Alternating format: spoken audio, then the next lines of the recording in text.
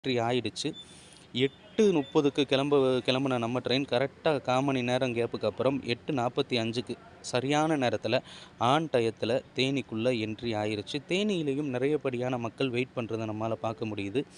இன்னும் கொஞ்ச நேரத்தில அவங்க உள்ள ஏறுவாங்க. நான் உங்களுக்கு அந்த காட்சிகள் எல்லாம் காமிக்கிறேன். அழகான ரயில் நிலையம், தேனி ரயில் நிலையம். பகல் நேரங்கள்ல பார்த்தீங்க அப்படின்னா, தேனி, போடி இந்த ரயில் நிலையங்கள சுத்தி மலைகள் இருக்கிறத நம்மால பார்க்க முடியும். அற்புதமான காட்சிகள் நிறைந்த ஒரு பகுதி. ஏதோ ஒரு ட்ரெயின் நிக்கிற மாரி இருக்கு. ஆனா அது ட்ரெயின் இல்ல. லோகோ தான்.